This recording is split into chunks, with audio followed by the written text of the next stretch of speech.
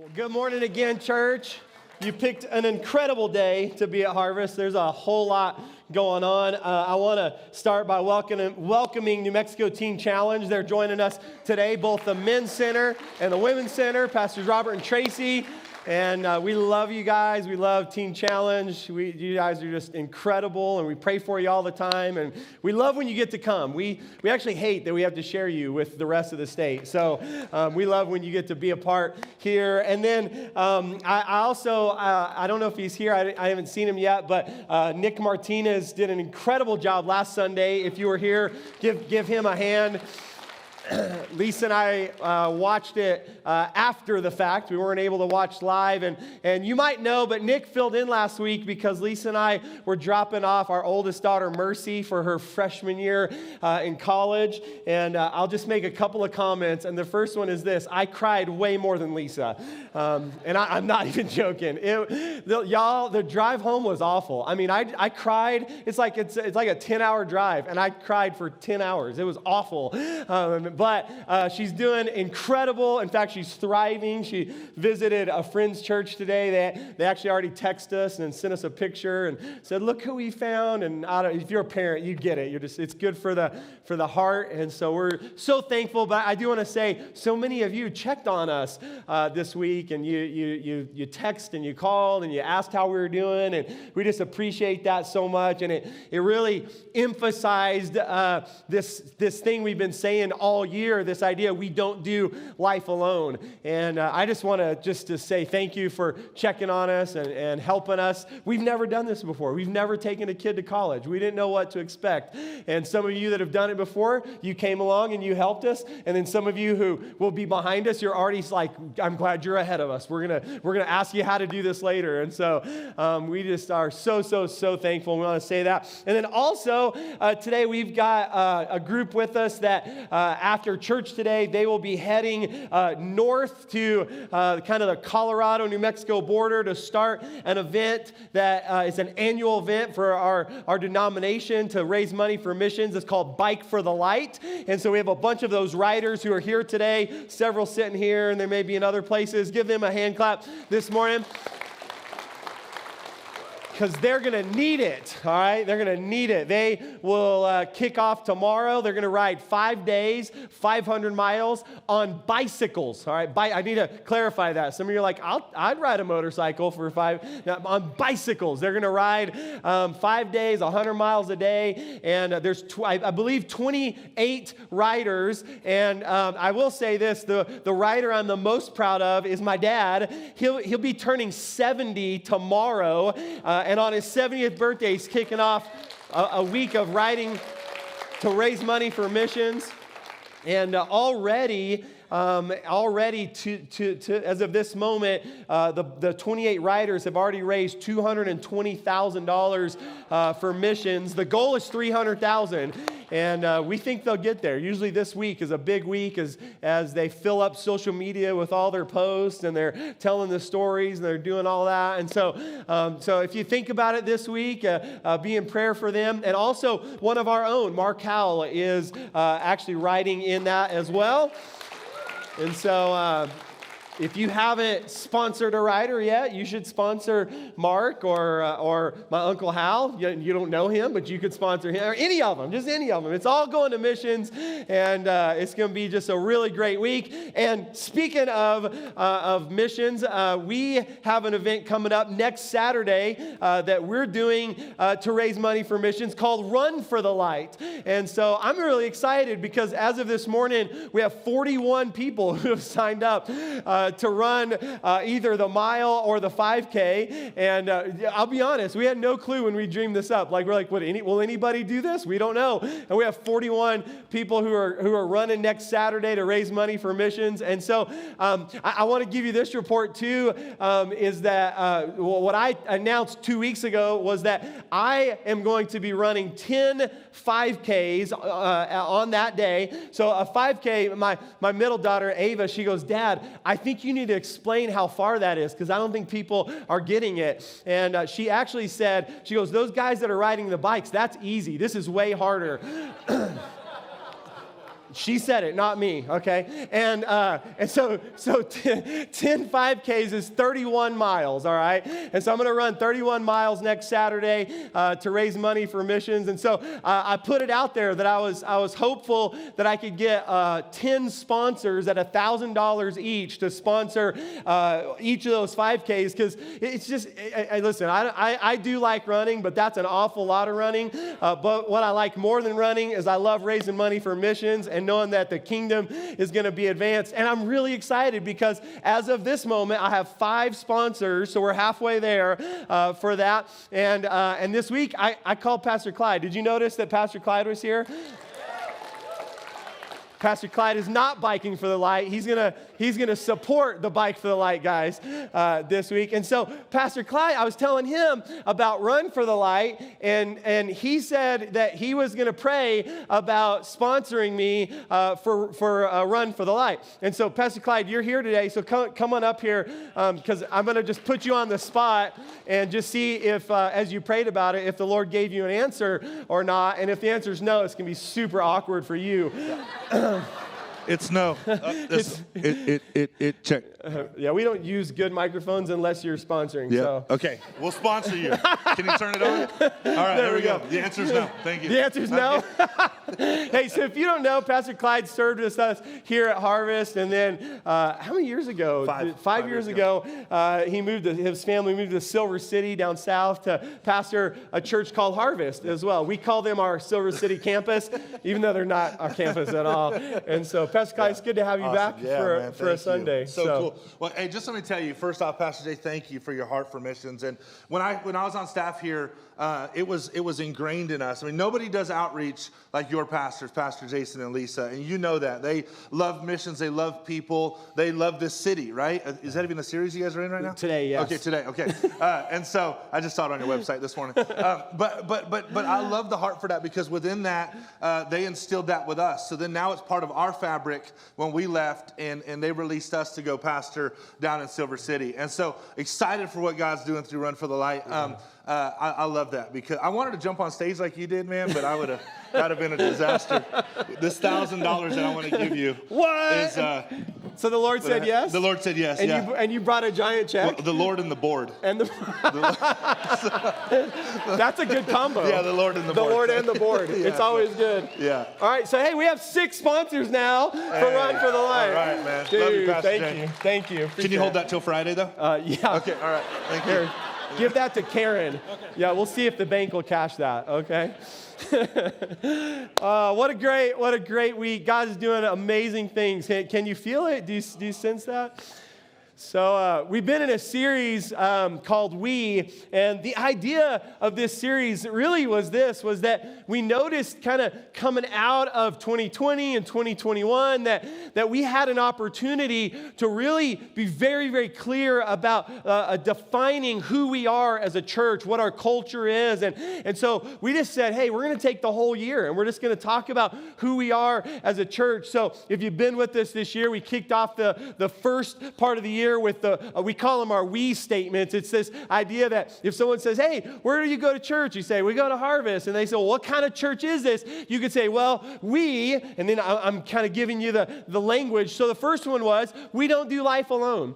And it's really about the value of community. And I talked about that, but I'm telling you, when Lisa and I were driving home and just getting calls and text messages, we were reminded, this is why we don't do life alone. And so we really do at Harvest. We value community. We really, listen, the life groups that God announced this morning, there's life groups happening all the time. Please find a life group. Please find a dream team to be a part of. Please don't go to lunch by yourself after church today. Find some people to do life together. I'm just telling you, it's better that way. And then the second one, we just wrapped this up really last week with Nick's message, is about the value of our faith. And the way we say that is just, we depend on the Lord. We depend depend on God. And I just want you to know, we really, it kind of seems silly for a church to have to say, we depend on God. But let me just tell you, it's easy to start depending on your own strength or your own resources, your own creativity, your own. And I try really hard as the pastor here to kind of keep us out on that edge where if God doesn't show up, we're in big trouble. And I really think that's the way for us to live our lives. We really do depend on the Lord. And today I want to start the next one, and we're just going to take a couple of weeks on this one, but the next one is really about our mission. This one's going to answer some questions like, why are we here? Why would God need a church like this on the west side of Albuquerque? And more importantly, I want to make it really personal. Why would he send you to be a part of a church like this on the west side of Albuquerque? So I'm going to take a couple of weeks. Hopefully I'm going to answer these questions and a few more. And the way we say this one, this has been part of our language actually for a long time. Pastor Clyde mentioned it, is we say this: we love our city. Now, I'm going to tell you some backstory on that, but before I do, can we just pause? And I like doing this when I'm preaching because, a lot's already happened. I mean, we got giant checks being given away and kids coming in and taking, reaching in your pockets and taking change. And there's all kinds of stuff happening today. So what I want to do is I just want us to pause and I want us to ask the Lord to speak to us today. I don't know where you came from today. I don't know what happened this week. I don't know what you've got going into this next week, but I believe that every time that we open God's Word, that it's living and it's active, and he has something for us here, now, for exactly where we are.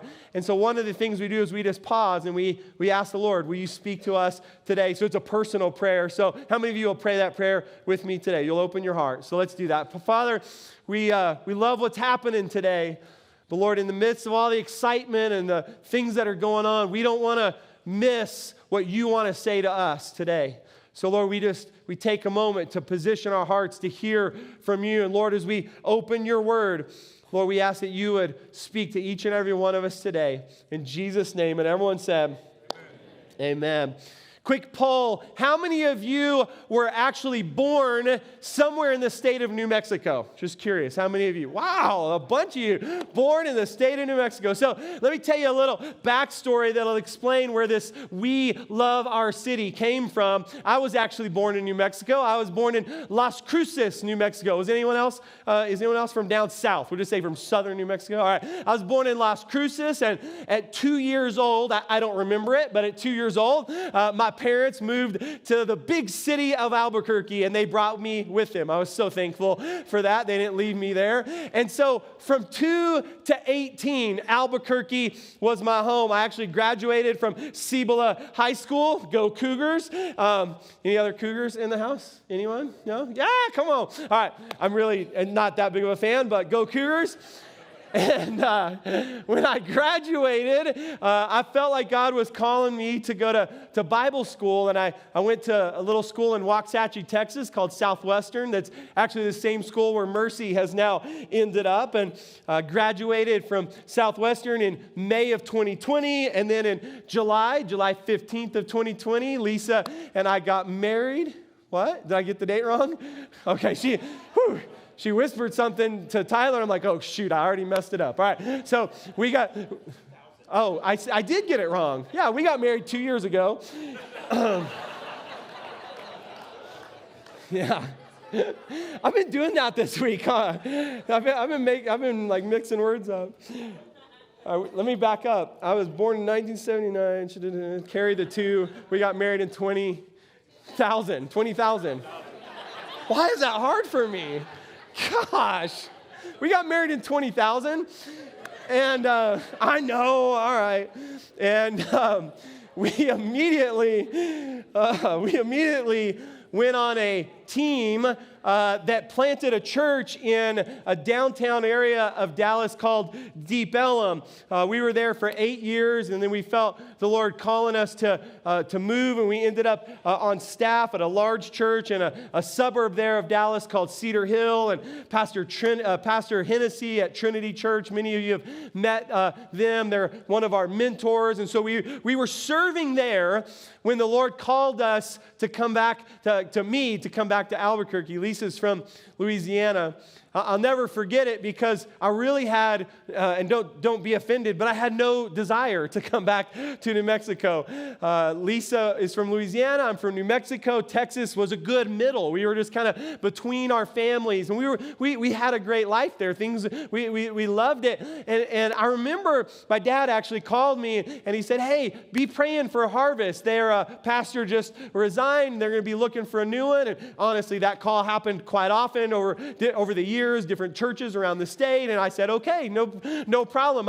I will be praying for them, you know. And as I prayed for them, the Lord began to deal with me. Have you ever noticed how that happens? How when you're praying for something, God stirs your heart and you're like, man, why did that, you know? So as I was praying, God spoke very, very clearly to me. And I remember because tact is not a gift that I possess very much of. And I walked into Lisa one day. She was actually blow drying one of the girls' hair and getting them ready for school. And I said, hey, do you want to hear something crazy? And she goes, what business do you want to start now? Because I was always trying to start something and do something. I said, no. This is very different. And she didn't turn her hairdryer off yet. I said, I feel like God's called us to pastor Harvest in Albuquerque. And then she turned the hairdryer off. She said, what?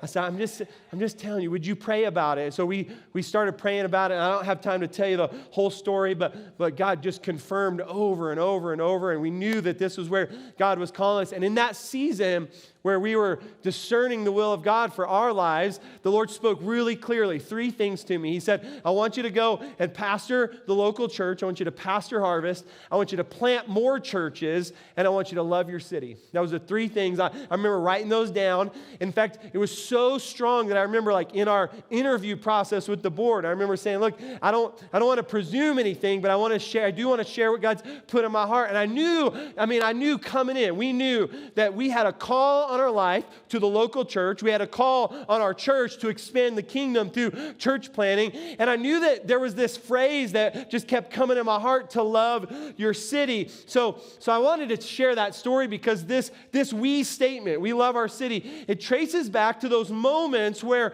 Lisa and I really felt called to the city of Albuquerque. And I'll just be honest, I didn't know what that meant to love a city.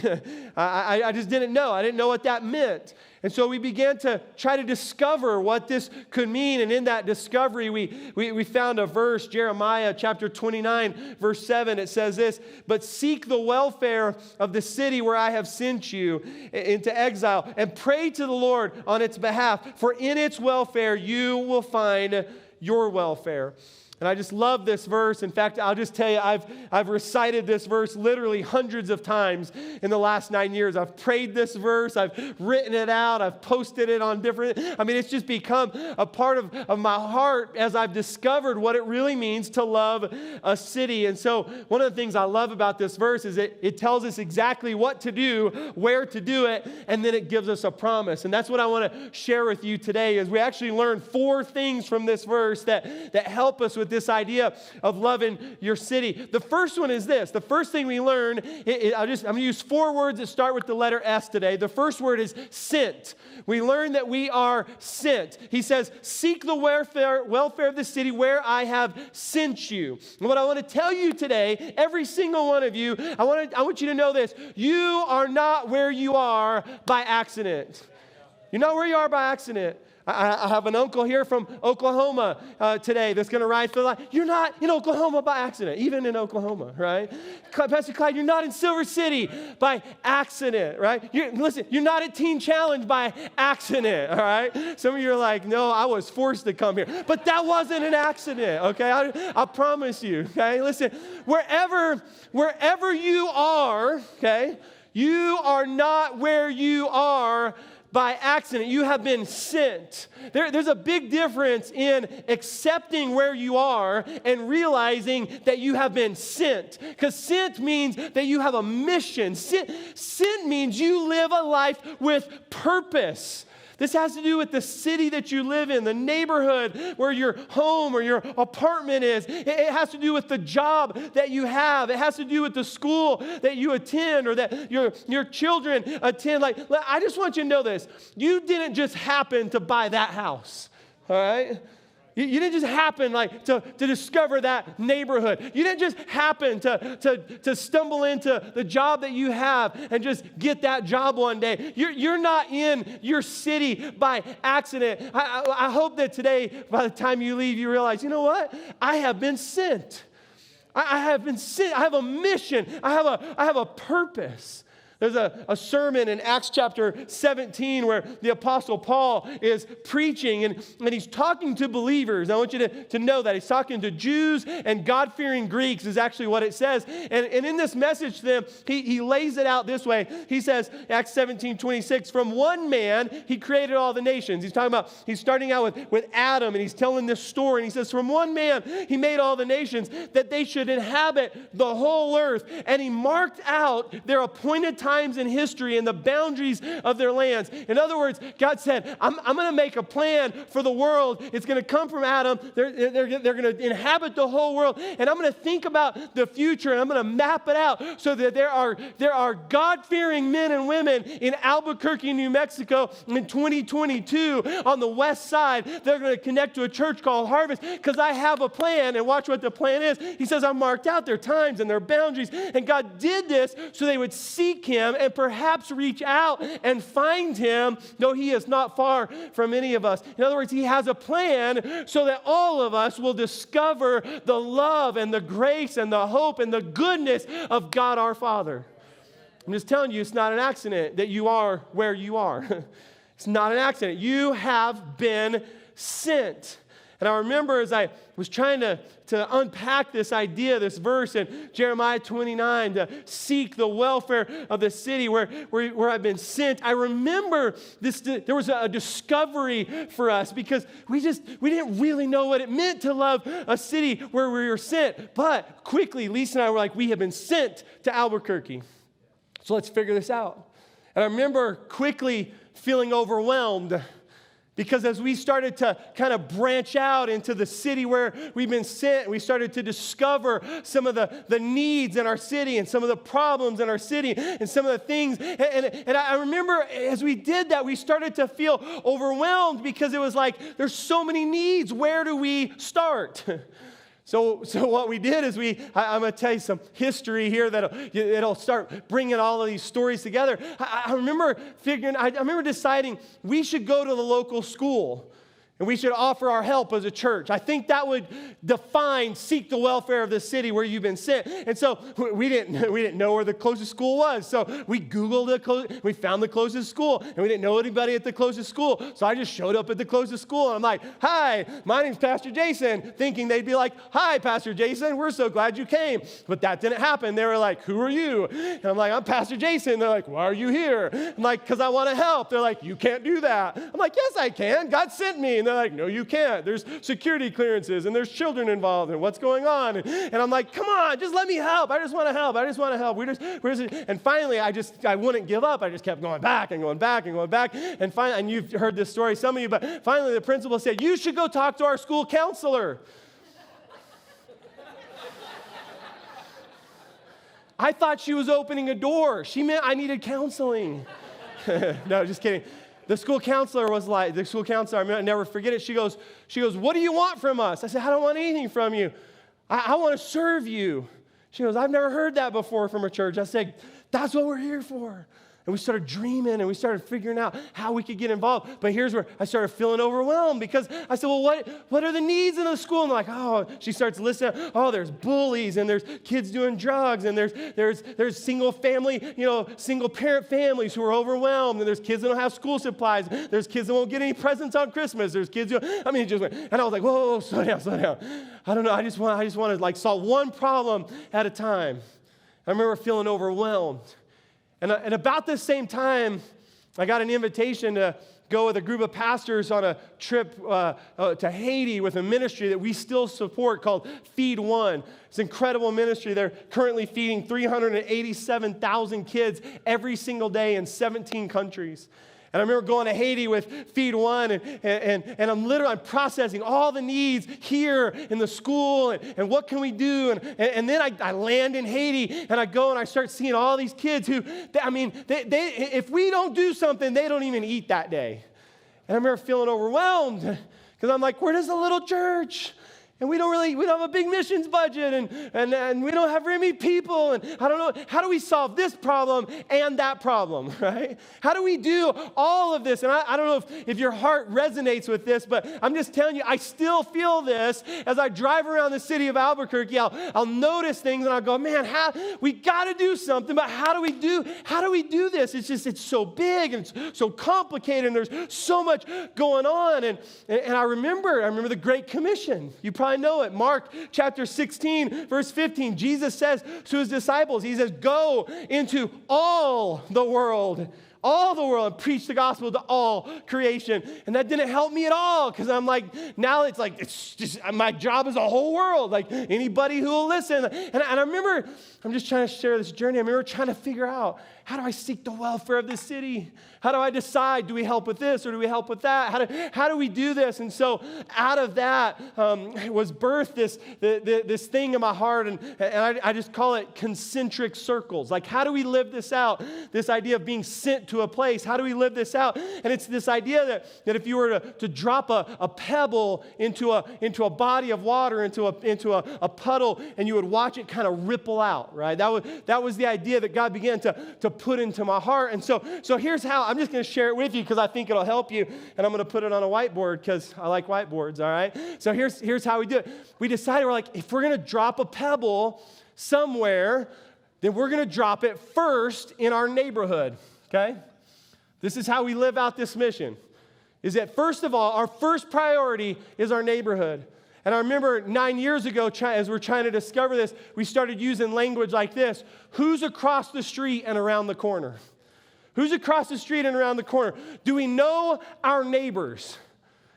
I hadn't thought about this story in a while, but I remember 9 years ago as we landed here, I remember asking every family, like, where do you live? Where do you live? As I was meeting people in the church, and we didn't have any families that actually lived in this community of Taylor Ranch. And so we started asking this question: who's across the street and around the corner? And man, when I met someone that was across the street and around the corner, I'm like, oh, maybe you should come to our church. We're sent here. We're supposed to be a part of this. I got all excited.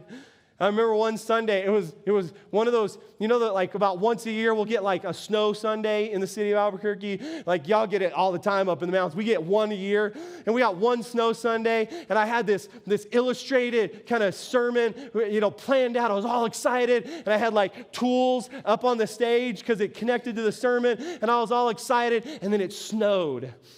And I remember that morning being all depressed because we've been working so hard I'm like, there's like nobody's going to come to church today. And nobody came. It was like, there was like 20 people that came to church, y'all. It was so awful. But Mark Howell came to church that day for the very first time.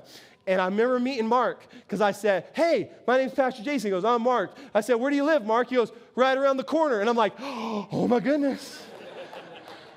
Where? And he's like, you know this park over here? And I knew the park because I grew up in it. I'm like, yeah, I know that park. And I'm just telling you, I mean, I was just like, everything in me was like, this is the turning point. And I'm telling you, Mark and Lydia, they joined Harvest, not quite that day, but pretty quickly after. They joined Harvest. And it was a turning point for us as we began to focus right here in the neighborhood. That's when we found the Marie Hughes Elementary. That's when we engaged with the school. That's when we, like, I was just like if I'm going to eat lunch, I'm going to eat in Taylor Ranch. Well, there's only like 3 places to eat in Taylor Ranch. You know, I'm going to meet our neighbors. I'm going to find out who, and I'm trying to give you, because what'll happen, this is how we live out at Harvest, but this will give you a game plan, because here's what I need you to be asking: who's my neighbor? Who's my neighbor? Like, literally, do you know the people that live, you know, on either side of you and across the street, right? Do you know your neighbors? Who are your coworkers? Hopefully you know their names at least, right? You work with them. Like, who are the people that are on your kids' sports teams, right? Who, like, that's the first circle, right? It's like, if I'm gonna do anything, I'm gonna start right there, because I've been sent to a specific house, a specific neighborhood, a specific job, a specific church. Are you getting this? I'm gonna start right there. Who's my neighbor? Now, the next part of the circle, it's not going to feel like it goes very much broader, okay, because it doesn't. The next part of the circle for us is the west side, all right? Now, I know some of you live on the east side, but I'm just telling you, the west side is the best side, okay? I'm just teasing you.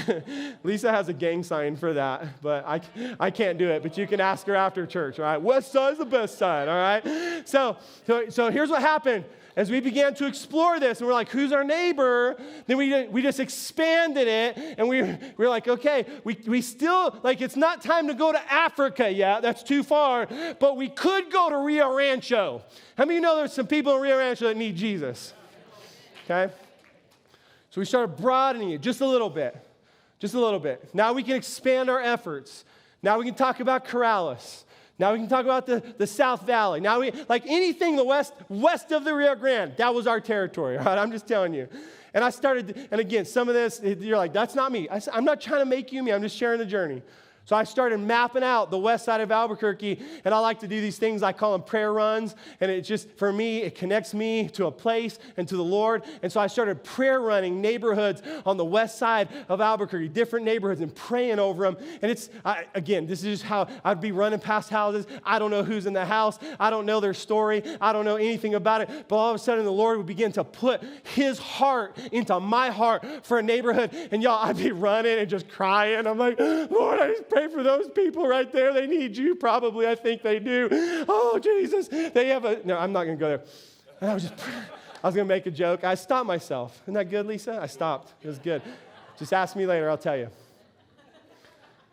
So we broadened it to the west side of Albuquerque. And then eventually we said, you know what?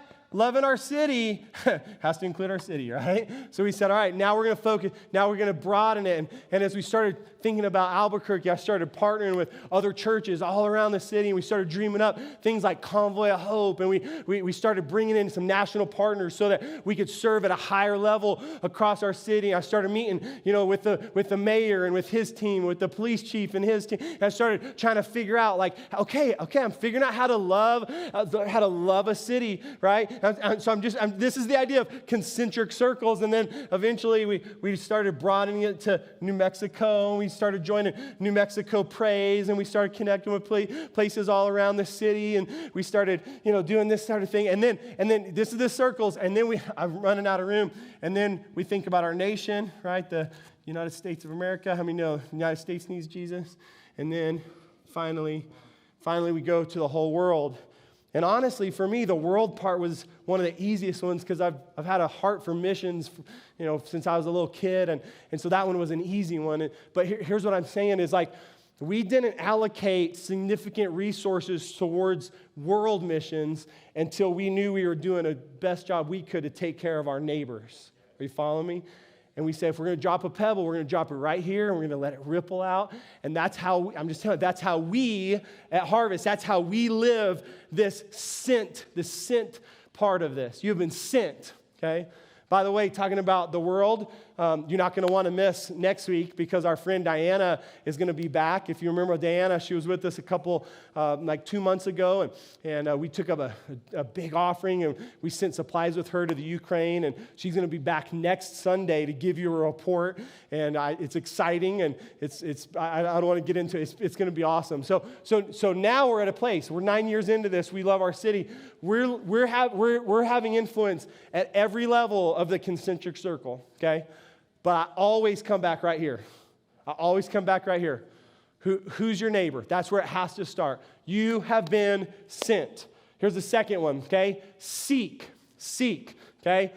The scripture says, seek the welfare of the city. Okay? Seeking the welfare is about the practical things, okay? So for us, this is where our food pantry ministry was birthed. How many of you are a part of our food pantry ministry once a month? A whole bunch of you are. So once a month, we have a food pantry. We're serving about 75 to 100 families every month. That came because we said we have to seek the welfare, the practical things, right? Can I just tell you something? It's hard for someone to hear about the love of Jesus when their stomach is growling. All right? It's hard. I'm just telling you, okay? So we said we're going to get involved in like the practical needs right here in our community. That's where that started. That's where, again, our partnership with our local school, that's where it really began to increase, which, by the way, we're still involved in our local school. 9 years later, I have a video I want to show you because this week we were there. Pastor Jerry and Pastor Tyler and Pastor Lisa and Pastor Madison, we were all there this week, and I shot a little video because I wanted to show it to you because this is how we seek the welfare of our city. Check this out. What's up, Harvest? I am salting the popcorn here at Marie Hughes Elementary. When God called us to love our city, I have to be honest, I had no idea what that actually meant.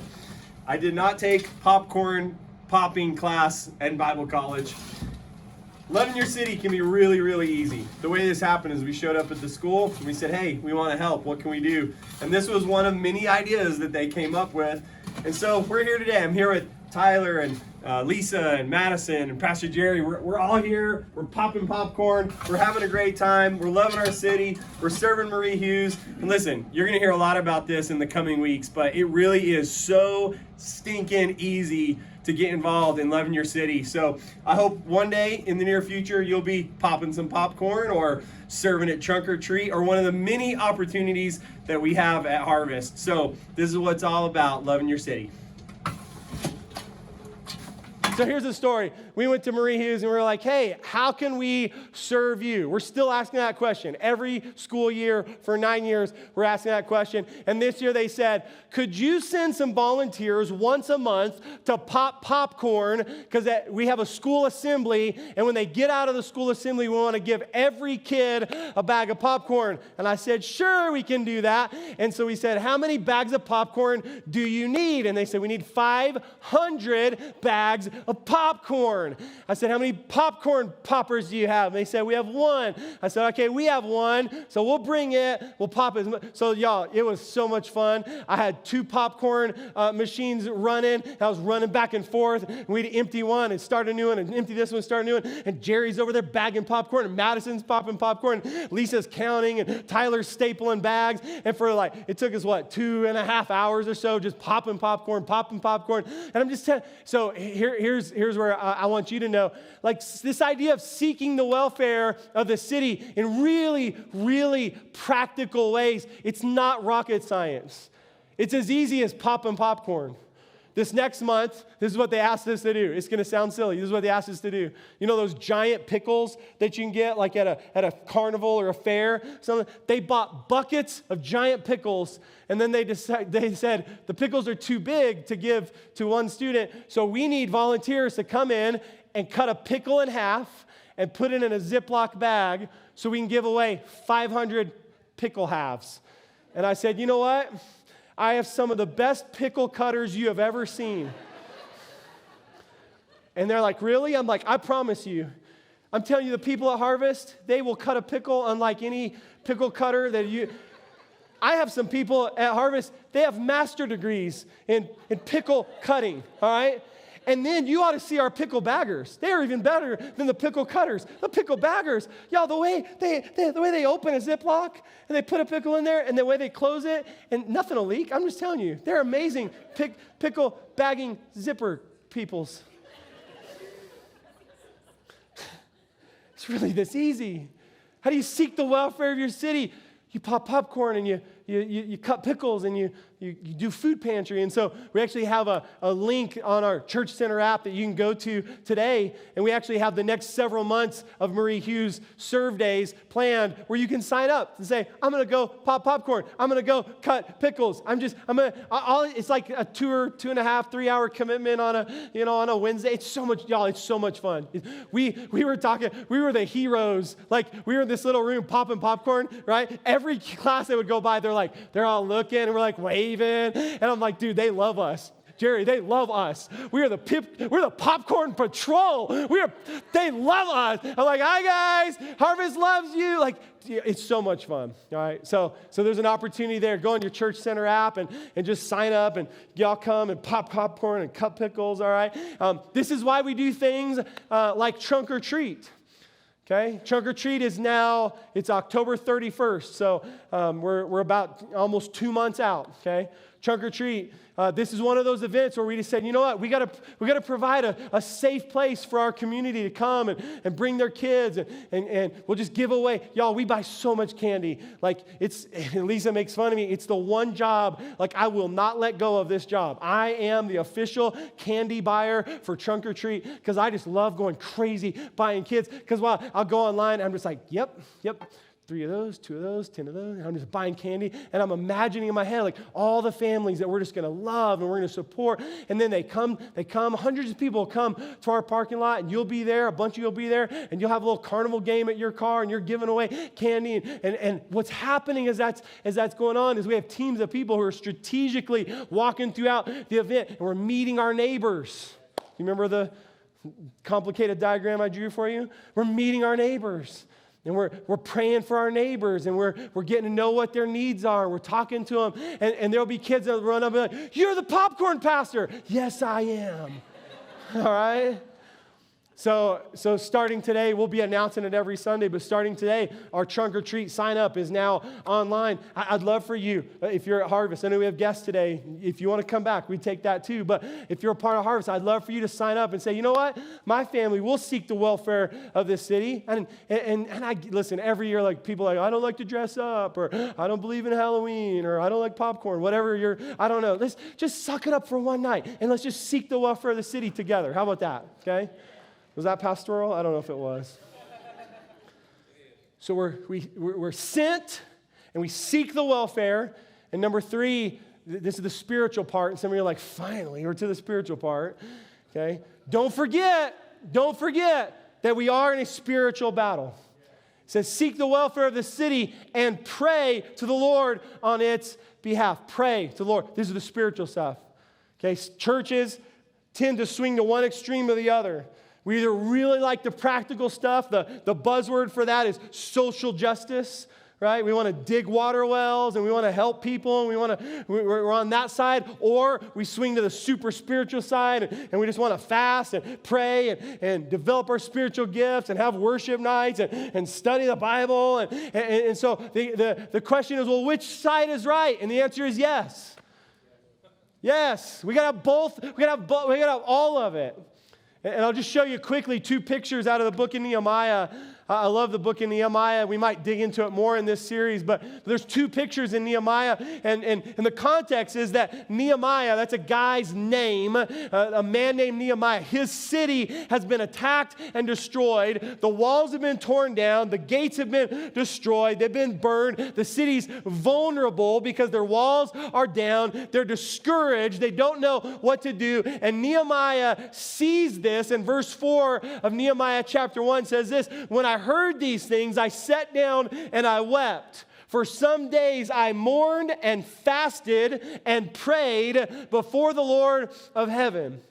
And if you keep reading the book of Nehemiah, you'll find that Nehemiah eventually leads the people in the practical rebuilding of the wall. They literally start, getting the bricks and mixing the mortar, and they literally build the wall. But I just want to point out to you that before he did the practical, he first did the spiritual.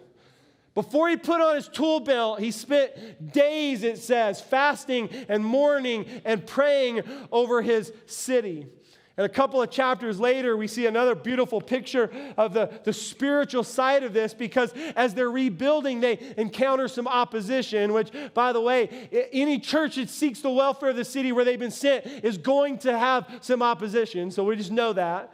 So Nehemiah, they had some opposition as they're rebuilding the wall. And I just want to remind you, because I'm going to read you this passage. I want to remind you that it's a spiritual battle, that our battle is not flesh and blood, but it's against the principles and the powers of the dark world. Our weapons are not carnal. They're not the normal weapons of the day, but they are mighty for the tearing down of strongholds.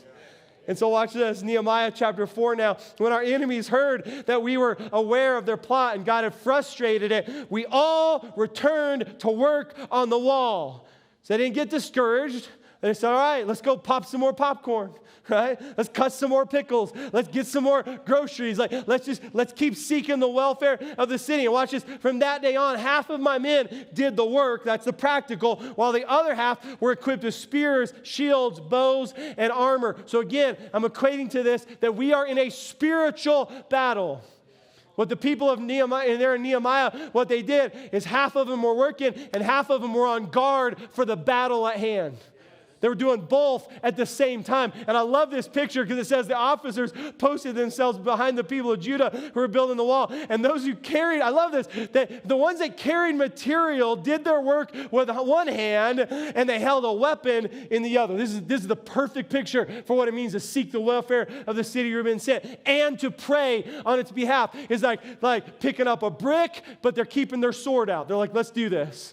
And they put the brick down and they go back and they're watching. They're like, come on, enemy, I'm ready, right? This is the perfect picture for Harvest. How do we seek the welfare of the city? I'm going to tell you a secret. I'm going to tell you a secret. I didn't ask any of the team that was there popping popcorn, but I'll bet this is true. I'll bet that at some point while we're popping popcorn, every single one of us, quietly, as I was popping popcorn, I was praying. Don't tell anybody. Don't tell anybody. Don't tell them. But I was praying. I was praying for every family that was there. I was praying for every teacher that was there. I was praying for the new principal that was there. I was praying for the families. I'm just telling you, listen, this is the idea, is we do the practical stuff and we do the spiritual stuff. Listen, you can't do one without the other. You're gonna miss the boat. We do both of them. We do both. We're gonna listen while we're doing trunk or treat. While we're out there passing out candy. Okay, I'm gonna be out there. I'm gonna be walking through, and we're gonna be praying. We're gonna be spirit led, and we're gonna talk to people. We're gonna pray for people. We're gonna see things out. We do both. It's not one or the other. It's both. It's work and warfare. It's both. And then finally, here's the last one. Why don't you stand with me? That'll make me end faster. It will, I promise. Here's the last one. So we're sent, right? And we seek. And we do the spiritual stuff. And finally, here's our last one. Finally, there's going to be success.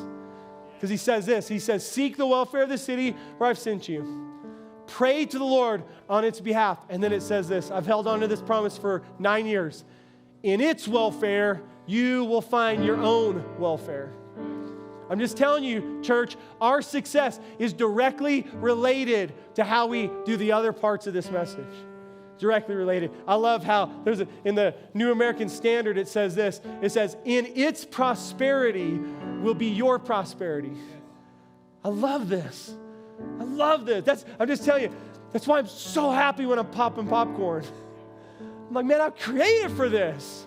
Right? So I'm so happy when we're doing food pantry. I'm just telling you, that's why I will be so happy next week when I'm running 31 miles. Remind me, because I actually won't be happy. But at some point, I'm going to get tired. And I'm going to go, guess what? I can't quit because Pastor Clyde brought me a giant check for $1,000. And that $1,000 is going to go to Speed the Light. And we're going to buy a vehicle for a missionary. And that missionary is going to go somewhere they couldn't go without this $1,000. And somebody from that missionary is going to hear about the gospel of Jesus Christ. And they're going to give are you seeing this? I'm trying really hard to connect the dots for you because some of you are like, oh, I don't see how popping popcorn translates into changed lives. Why don't you come help me and let's just see what happens, all right? Let's just be the best popcorn poppers and pickle cutters and 5K runners and food distributors and trunk or treat doers and all. Come on, yeah? Who's with me? So, we love our city. We love our city. I'll just be really honest with you. I did not love the city of Albuquerque when we came here. I never wanted to come back. Lisa and I, we would laugh. We'd come home to visit. This is when we were living in Texas. And we'd get on the plane to go home. And she's like, I don't understand the flat roofs. I'm like, I don't either. Water needs a pitch. I don't get it. It doesn't make sense. And one day I'm not telling this to embarrass her, but one time we came and my mom had green chili Christmas lights on her Christmas tree. And she's like, why did your mom put jalapenos on her Christmas tree? Tamales. And we'd go to Dion's and we'd order pepperoni pizza, and they go, "You want green chili on that?" I'm like, "No." Why would anyone ruin a perfectly good pepperoni pizza? I don't understand. I know. And now I eat a little bit of green chili. It's coming. Here's what I'm telling you. We just embrace this. We said, you know what? God called us to a city. He sent us there. And I remember praying this prayer. I remember running around our city and just weeping. Saying, God, I don't even know if I want to be here. You're going to have to put a love for this city in my heart. Will you help me? Here's a prayer. Will you help me to see what you see? You read Nehemiah and you go, why did he sit down and weep? Because he saw what God saw. I would challenge you. We're not going to take very long. We're going to take a few weeks to unwrap this idea of we love our city. Some of the others needed a little more time, a little more attention. This one's not going to take a lot of time unless you don't start signing up for pickles and popcorn and trick or treat. Then I'm just going to preach it every week. Okay? But here's the prayer that I would challenge you to pray in this. Lord, in my neighborhood, will you help me see what you see? Lord, in my job, will you help me see what you see? Lord, on the soccer field, while I'm watching my kid chase a white ball around, will you help me see what you see? Right?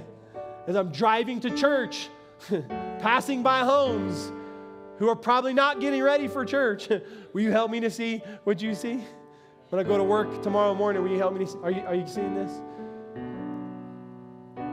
We love our city. If you're wondering, one of the things I love about this series is it so clearly defines who we are as a church. And maybe you're here and you're new and you're like, I've been trying to figure out if this is the church for me. I'll bet today will help you to determine, like, you're either going, I like this a lot, or you're like, these guys are crazy. Either way, this is who we are. They can actually both be simultaneously true. We are crazy. We love our city. I'm going to have our worship team lead us in a final song. And I want to come back up, and I want to lead you in a closing prayer, and we're going to pray the prayer together. We're going to ask the Lord to help us to see what he sees. And then I don't want you to leave today without an opportunity to ask the Lord to show off in your life in a miraculous way. I know some of you came today and you've got things going on, and you're like, this is great, loving your city, but I need some love right now. So we're going to pray for you at the end. So if you'll stick with me, we're just a couple of more minutes. We're going to sing this song together, and then we'll get you on your way. You can go eat some green chili, okay? Worship with us for just a minute.